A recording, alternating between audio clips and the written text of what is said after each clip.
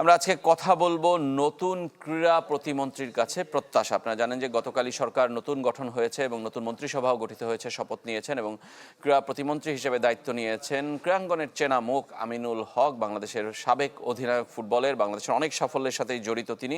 খেলার মাঠে এখন পুরো ক্রীড়াঙ্গন পরিচালনায় তিনি কতটা সফল হবেন কিংবা তার কাছে আমাদের প্রত্যাশা কি, সে বিষয় নিয়ে কথা বলবো। আপনারাও চাইলে অংশ নিতে পারেন, ফোন করতে হবে স্ক্রিনে দেখানো নম্বরগুলোতে।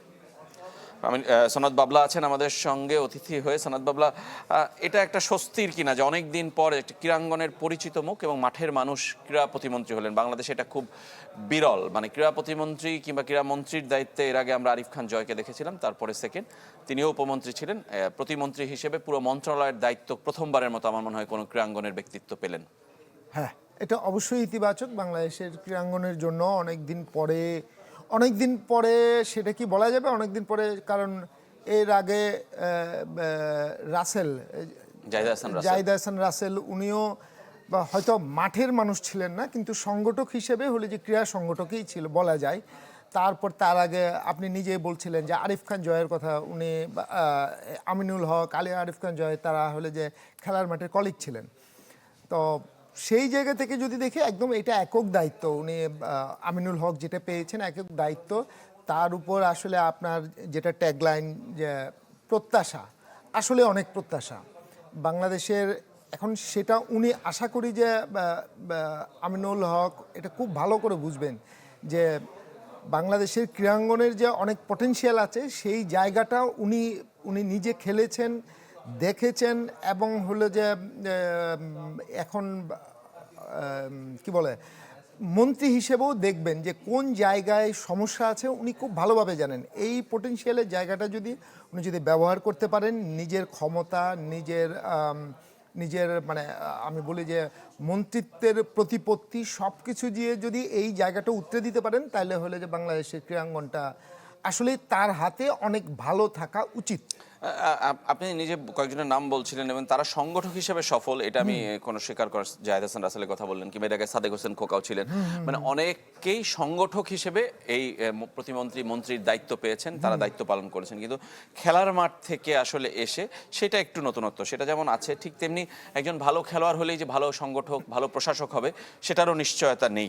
সুতরাং চ্যালেঞ্জটাও নিশ্চয়ই থাকছে আমিনুল হকের সামনে। হ্যাঁ, সেটা অনেক বড় চ্যালেঞ্জ। আমি প্রথমে একটা চ্যালেঞ্জ বলি যে এর আগে বাংলাদেশ ফুটবল ফেডারেশন এবং ক্রিকেট বোর্ডও দেখবেন যে আপনার অনেক সাবেক সুপারস্টাররা দায়িত্বে ছিলেন, বিভিন্ন বড় বড় দায়িত্বে ছিলেন, সভাপতি থেকে সিনিয়র সভাপতি থেকে সবই ছিল। বিশেষ করে ফুটবলে তো একটা সময় দেখলাম যে আমরা ফুটবলের সুপারস্টারদেরই কমিটি হয়ে গেছে বাংলাদেশ ফুটবল ফেডারেশনের, বাট সেই কমিটিটা থেকে ফুটবল কী পেলো সেটা একটা বড় প্রশ্ন। মানে তারা ওইভাবে তাদেরকে সফল বলা যাবে না। তো ক্রিকেটও মোরলেস একই ধরনের বিতর্ক আছে যে হলো যে সংগঠকদের হাত দিয়েই বেশি ভালো জিনিসগুলো হয়েছে হয়তো। তো এখন আমিনুল হকের ওই জায়গাতে হলে যে আসলে আমি বলি পুরা খেলোয়াড় গোষ্ঠীর দায়িত্বটা ওনাকে নিয়ে ওনাকে প্রমাণ করতে হবে যে মানে উনি খেলার মাঠ থেকে এসেও ভালো সংগঠক হওয়া যায়, ভালো মন্ত্রী হওয়া যায়। খেলার মাঠ থেকে এসে উনি যদি সফল হয়, তাহলে অতীতের প্লেয়ারদের যত ব্যর্থতা আছে সব ব্যর্থতা উনি একজনেই ভুলাই দিতে পারে যে না, সংগঠক না, খেলোয়াড়রাও যখন সংগঠকের চেয়ারে বসে তখন পারে। সেইটা হলে যে ওনার জন্য একটা হলো যে সুযোগ এবং একই সঙ্গে কঠিন চ্যালেঞ্জও বটে। আরেকটা হচ্ছে এখন কিছুক্ষণ আগে আমরা হলে যে কথা বলছিলাম, এমনি আলাপ করছিলাম যে হলে যে ফুটবল আর ক্রিকেট আসলে ওনার বিশেষ কিছু করার নাই বলতে হলে যে ওখানে দুইটা কমিটি আছে, তারা রান করতেছে। আর ফুটবল এমন একটা খেলা যে হলে যে তাকে রাতারাতি আপনি হলে যে তার চেঞ্জ করতে পারবেন না। ফুটবলে কোথায় গলদ আছে উনি নিজেও জানেন। এটা হলো যে এটার জন্য বোঝার জন্য ওনার ফুটবল ফেডারেশনের সঙ্গে মিটিংয়ের পর মিটিং করার দরকার হবে না। উনি জানেন সেই অনুযায়ী উনি যদি ফুটবল ফেডারেশনকে একটা সাজেশন দেন, এইভাবে কাজটা করেন, আমাদের ঢাকার বাইরে খেলাধুলা নাই, এই ফুটবলটা জাগিয়ে তোলেন, দেখবেন যে অটোমেটিক ফুটবল আসবে। কারণ আমরা সাম্প্রতিক সময়ে আমরা অতিমাত্রায় প্রবাসী ফুটবলারদের উপর অতিমাত্রায় নির্ভরশীল হয়ে যাচ্ছি। সেটা না আবার হলে যে একটা বিরূপ দেশের ফুটবলে একটা বিরূপ প্রভাব ফেলে, যে হলে যে আমার দেশের ঢাকার বাইরে অন্যান্য জায়গার খেলাটার উপর আমাদের ফোকাসটা হয়তো বা কমে গেছে বাংলাদেশ ফুটবল ফেডারেশনে। সেইটা আমিনুল হকের দায়িত্ব যে সেটা আসলে চালু করা। এটা চালু করলে মানে এটা চালু করলে খুব সহজেই আপনি ঢাকা মেইন ফুটবলে আপনার অনেক প্লেয়ার আপনি সাপ্লাইটা হবে। পাবেন। আর ক্রিকেট বোর্ডেরও ওনার নিশ্চয়ই ওনার লোক আছেন, ওনার ক্রিকেট বোর্ডে উনি হয়তো লোকজনকে দিয়ে ক্রিকেট বোর্ডটা যেন আগের চেয়ে চাঙ্গা করা যায়, যেন এটাকে খুব ভালোভাবে সচল রাখা যায়, সেই চেষ্টাটা উনি মানে করবেন। তার সেই চেষ্টা করতে গিয়ে উনি এই বোর্ড ভেঙে দিতে পারেন, এরকম শঙ্কা কি আছে? হ্যাঁ, এই ক্ষেত্রে আমি একটা জিনিস বলি, যে হলো যে আমাদের দেশে সাধারণত অতীতের খারাপ যেই জিনিসগুলাই সেই জিনিসগুলাই পথটা ধরে, যে হলো যে আমি ওনাকে পছন্দ করছি না, আমি ছলে বলে কৌশলে, যেটা ইয়ার সময়ে করা হয়েছে, আগের বোর্ডে ফারুক ভাইকে সরিয়ে বুলবুল ভাইকে আনা হলো। হ্যাঁ, বুলবুল ভাইকে আনা হলো, ফারুক ভাইকে সরিয়ে দেওয়া হলো, এগুলি করা হয়েছে। তো সুতরাং আমার কাছে মনে হয় যে অতীতের খারাপ জিনিসটাকে আমি ফলো না করি, আমি নতুন একটা কোনো কিছু সেট করি, যেটা এই আমিনুল হককে হয়তো বা 5 বছর পরে গিয়ে বলবেন যে আমিনুল হক ওই জিনিসটা খুব ভালো করেছিলেন। আমি বলি যে আপনি সরান বা না সরান, সেটা একটা সোভার ওয়েতে একটা সুন্দর পদ্ধতিতে করেন, যেন হলে যে একই সঙ্গে আপনারও যেন কোনো বদনাম না হয়, কিন্তু ক্রিকেটটাও যেন বাঁচে। আমরা ফিরবো আপনার কাছে। একজন দর্শক আছেন আমাদের সঙ্গে, একটা ফোন নিতে চাই, পরিচয় জানিয়ে প্রশ্ন অথবা মতামত জানাবেন। আসসালামু আলাইকুম রুবেল ভাই, টিপু। ওয়ালাইকুম আসসালাম। জি টিপু ভাই বলেন। হ্যাঁ, ভালো আছেন আপনি? জি ভালো আছি। জি আচ্ছা, আমার প্রশ্নটা হলো, কালকে আমিনুল ভাই যখন তার দায়িত্ব বুঝে নিল, তার কিছুক্ষণ পরই ক্রিকেট বোর্ডের সিও সুজন ভাইকে একটা আদেশ করলেন, যে সাংবাদিক ভাইদের উদ্দেশ্য করে একটা আদেশ করলেন দেখলাম। তো এটাকে অনেকে থ্রেট ভেবেছেন, অনেকে এটাকে খারাপ বলতে, আবার অনেকে সাধুবাদ জানাচ্ছেন। জি তো আমার দৃষ্টিতে যে আমিনুল ভাই যেভাবে পদক্ষেপ নিচ্ছেন, এটা কি তার পক্ষে একটা সম্ভব কিনা, নাকি আমাদেরও সহযোগিতা দরকার আছে? আমরা তো অনেক ক্রীড়া প্রতিমন্ত্রী মন্ত্রীকে দেখেছি, তাই না? একটা পর একটা করে আমিনুল ভাই আসছে, সারা বাংলাদেশ তাকে চেনে। তা আমিনুল ভাইয়ের কাছে আমাদের প্রত্যাশা শেষ নাই। এই সুযোগ তো অবশ্যই আমরা কাজে লাগাতে যাই। আমিনুল ভাইকে বলবো, তৃণমূলকে দেখেন, তৃণমূল থেকে শুরু করেন সবকিছু। ধন্যবাদ। ধন্যবাদ আপনাকে। অবশ্যই একাক প্রতিমন্ত্রী আসলে পুরো দেশকে বদলে দিবেন এমনটা আশা করাটা আসলে বৃথা। সবার সব জায়গা থেকে সহযোগিতা প্রয়োজন, এটা তো সব ক্ষেত্রেই আসলে সত্য, ক্রীড়ার ক্ষেত্রেও আসলে সত্য। আমিনুল হকের কয়েকটা বক্তব্য কালকে আমরা তিনি প্রতিক্রিয়া জানিয়েছেন যে ক্লাস 4 থেকে স্পোর্টসটাকে বাধ্যতামূলক করতে চেষ্টা করবেন, এটা বিএনপিরও ইশতেহারে আছে, নির্বাচনী ইশতেহারে আছে। ঠিক একইভাবে বলেছেন যে প্রত্যেকটি উপজেলায় ক্রীড়া অফিসার নিয়োগ দিতে চান তিনি, যেটা এখন জেলা পর্যায়েও আসলে সব জায়গায় আছে এমন নিশ্চিত নয়, এবং তারা খেলার জন্যই কাজ করে এমন নয়।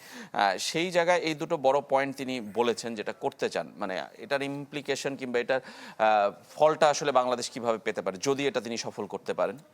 বিশেষ করে ক্লাস 4 থেকে উনি যেটা বলেছেন, এটা খুবই ভালো উদ্যোগ, এবং এটাকে আমি সাধুবাদ জানাই। কারণ হলো যে আপনি জানেন আমাদের মহিলা ফুটবলের উত্থানটা কিন্তু এই স্কুল পর্যায়ের, প্রাথমিক স্কুল, তারপর হলো যে হাই স্কুল, এই স্কুল পর্যায়ের মেয়েদের দিয়ে আজকের নারী ফুটবল এই জায়গায় এসে পৌঁছেছে।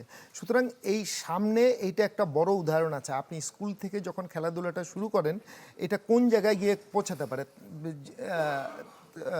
এটা যে খুব ভালোভাবে এগোয় একটা ছেলে বা একটা মেয়ে, যে তার স্কুল থেকে খেলাধুলার প্রতি ঝুঁকে, সেটা আগে তো ছিলই, সেটা এখন উনি যদি আবার শুরু করেন, এটা খুবই খুবই ভালো সিদ্ধান্ত, এই বিষয়ে কোনো সন্দেহ নাই, এটা উনি করবেন। আর আরেকটা উপজেলা পর্যায়ে কি স্পোর্টস অফিসার নিয়োগ?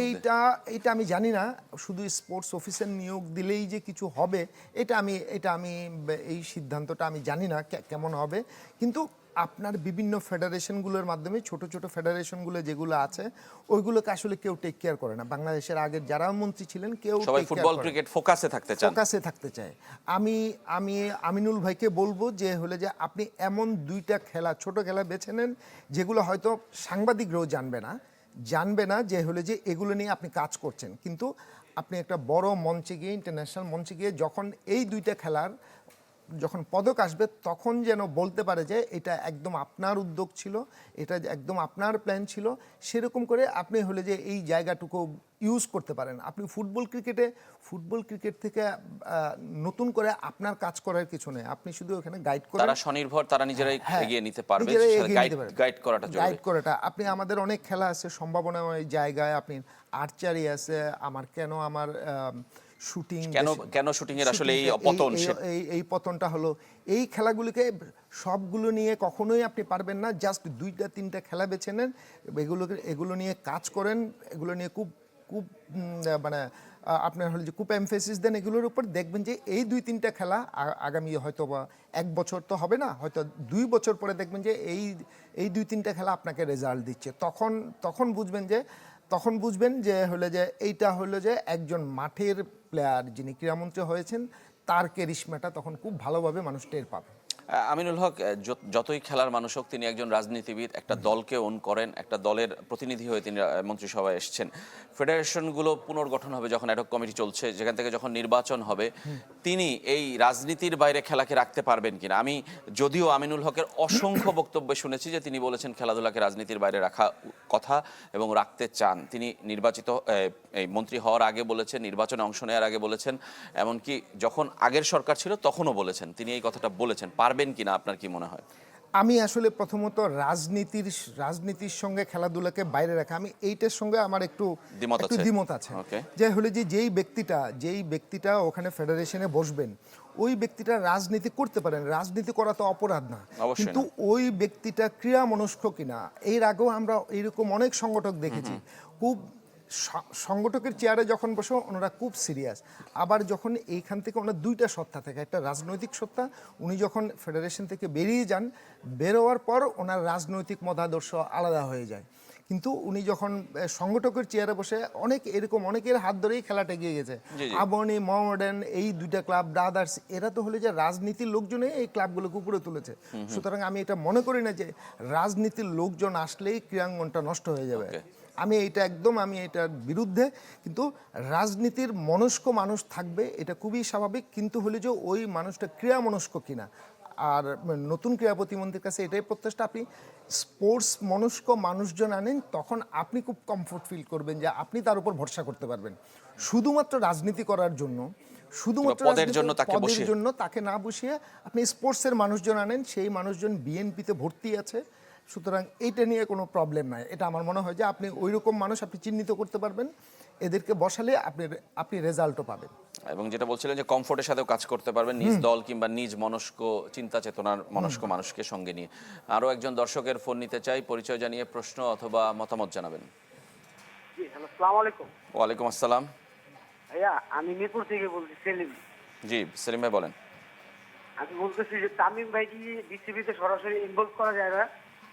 তামিম ইকবালকে সরাসরি বিসিবিতে ইনভলভ করা যায় কিনা সেটার প্রশ্নের উত্তর আসলে আমাদের কাছে নেই, এবং নতুন ক্রীড়া প্রতিমন্ত্রীও আসলে কিভাবে ইনভলভ করবেন সেটাও আমরা জানি না, কারণ একটা নির্বাচিত কমিটি এই মুহূর্তে আছে ক্রিকেট বোর্ডে। পরবর্তীতে কিভাবে সম্পৃক্ত হবেন সেটা সময় বলে দিবে, কিংবা তার চিন্তাভাবনা, ক্রীড়া প্রতিমন্ত্রীর চিন্তাভাবনা ক্রিকেট বোর্ডের চিন্তাভাবনায় বলবে।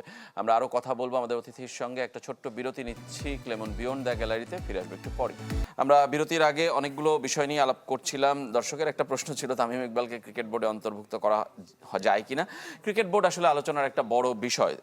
আমিনুল হক এর আগেও ক্রীড়া প্রতিমন্ত্রী হওয়ার আগেও তিনি ক্রিকেট বোর্ডের এই নির্বাচন নিয়ে প্রশ্ন তুলেছিলেন, এবং তিনি আসলে কথা বলেছেন, বারবার বলেছেন, এবং নির্বাচনে তিনি একটা পক্ষের সাথে সম্পৃক্ত ছিলেন। এখন তিনি একটা নিরপেক্ষ জায়গা, মন্ত্রীর দায়িত্ব নিরপেক্ষ জায়গা আমরা মনে করি, সেই জায়গায় তিনি আসলে কি ভূমিকা পালন করবে সেইটা আসলে সবচেয়ে বড় প্রশ্ন। এবং তিনি আগের ক্রীড়া উপদেষ্টারও আচরণ কিংবা তার দায়িত্ব নিয়েও আসলে প্রশ্ন তুলেছেন বারবার। এই যে আপনার শেষের কথাটা বলে, আগের ক্রীড়া উপদেষ্টার দায়িত্ব নিয়ে উনি প্রশ্ন তুলেছেন, তো এইটা হলো যে আমাদের জায়গা থেকে আমরা বলবো যে আমি বলতে পারি যে হলো যে আমিনুল ভাই, আপনি হলে যে প্রশ্ন তোলার মতো কোনো কাজটা করবেন না। কারণ হলো যে এই মন্ত্রিত্ব হয়তো আপনার 5 বছর থাকবে, কিন্তু হলে যে এই মন্ত্রিত্বের গল্প যেন চিরস্থায়ী না হয়, খারাপ গল্পগুলো যেন চিরস্থায়ী না হয়। আপনি খারাপটা আপনি এড়িয়ে চলে আপনি বোর্ডটাকে আসলে কিভাবে নিরপেক্ষ জায়গা থেকে ভেবে, তার হাতের কাছেও অনেক মানুষ আছে, সেটা আমাদের চেয়েও নিশ্চয়ই ওনার টিম আছে, তো এই বোর্ডটাকে যদি রিকনস্ট্রাক্ট করতেই হয় সেটা কিভাবে করব উনি খুব ভেবে চিনতে এটা করা উচিত। আর একটা জিনিস আমি মনে করি যে হলে যে শুধু আপনি উনিও সাবেক ফুটবলার, বাংলাদেশের ফুটবলের সোনালী প্রজন্মের শেষ সোনালী প্রজন্মের উনি হলে যে নক্ষত্র আমাদের ফুটবলের। আর এই রকম ক্রিকেটও আছে, কিন্তু আমি প্রথমত এটা বিশ্বাস করি না, আমার এই বিশ্বাসটা নড়ে গেছে। ধরেন যে গত 20-25 বছরে একটা হাওয়া উঠেছিল যে হলে যে খেলোয়াড়রাই পারে এই খেলাধুলাকে বদলাতে, খেলাধুলাকে বদলে দিতে পারে। ওই সময় আমরা মিডিয়াও আমরা তাল মিলিয়েছিলাম যে হলে যে না, সংগঠকদের চেয়ে খেলোয়াড়রাই ভালো পারবে, কিন্তু এইটা প্রমাণিত হয়েছে খুব সফল প্রমাণিত হয়নি, একদমই সফল প্রমাণিত হয়নি, এবং অনেকাংশে বড় বড় ব্যর্থতারও নজির আছে। সুতরাং আমি মনে করি এখানে রিয়েল যারা সংগঠক ওখান থেকে আপনি বেছে নেন, সংগঠক দিয়েই আসলে হলেছে সব এই খেলাধুলা ফেডারেশন বলেন এদের উন্নতিটা ওখান থেকেই হবে। এটা আমার এখন দৃঢ় বিশ্বাস যে সংগঠকের বিকল্প কিছু নাই, যে হলে যে কোনো ফুটবলার বা কোনো বড় ক্রিকেটার বা অন্যান্য লেভেলের ওদের দিয়ে আসলে সংগঠকের জায়গাটা রিপ্লেস করা যায় না।